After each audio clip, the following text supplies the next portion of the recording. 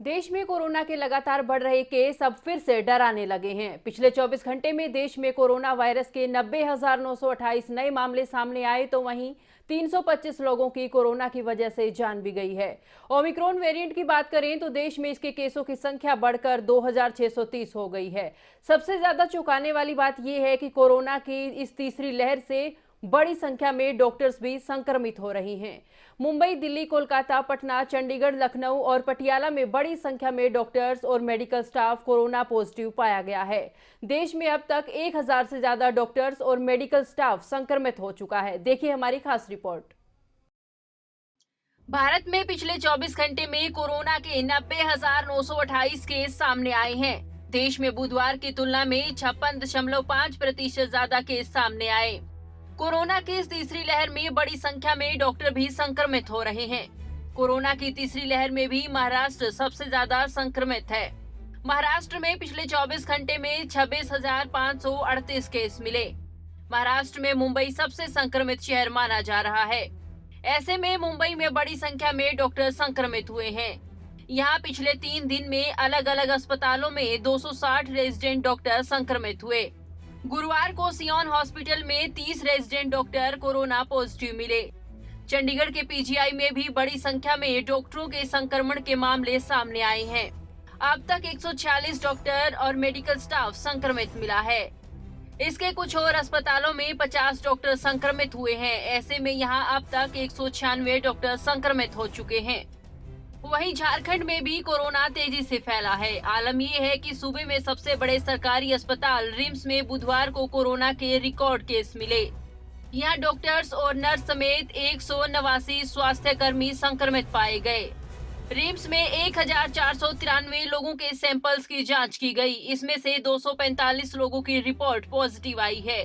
वहीं रिम्स में 189 डॉक्टर्स और मेडिकल स्टाफ की रिपोर्ट भी पॉजिटिव पाई गई। बता दें कि प्रदेश में 24 घंटे में कोरोना के 3,573 नए केस मिले। दिल्ली में बड़ी संख्या में डॉक्टरों के कोरोना संक्रमित होने की खबर सामने आ रही है। दिल्ली के एम्स हॉस्पिटल में कम से कम 50 डॉक्टर संक्रमित हुए। वहीं सफदरगंज में भी 26 डॉक्टर कोरोना पॉजिटिव पाए गए। इतना ही नहीं, दिल्ली के राम मनोहर लोहिया अस्पताल में पिछले कुछ दिनों में 45 हेल्थ केयर वर्कर्स भी कोरोना संक्रमित पाए गए।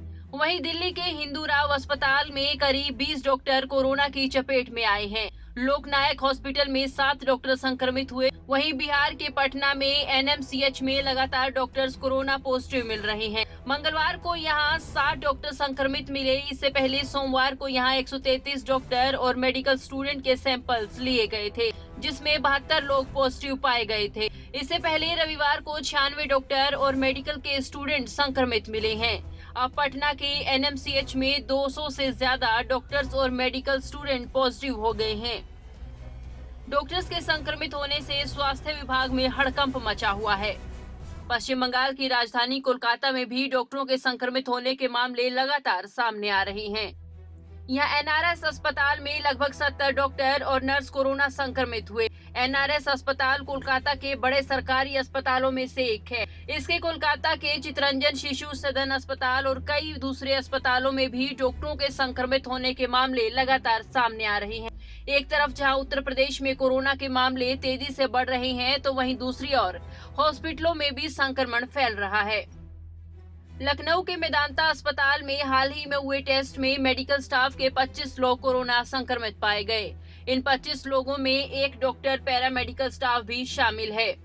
इसके बाद हॉस्टल में रह रहे सभी छात्रों को जल्द से जल्द हॉस्टल छोड़ने के लिए भी कहा गया।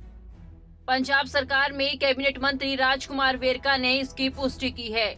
इसी बीच आईएमए ने दूसरी लहर के दौरान डॉक्टरों की मौत के आंकड़े जारी किए हैं। इसके मुताबिक दूसरी लहर के दौरान करीब 2000 डॉक्टरों की मौत हुई।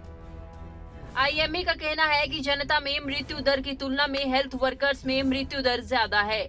आईएमए के मुताबिक दूसरी लहर में करीब 10,000 डॉक्टर संक्रमित हुए। न्यूज डेस्क, खबरें अभी तक।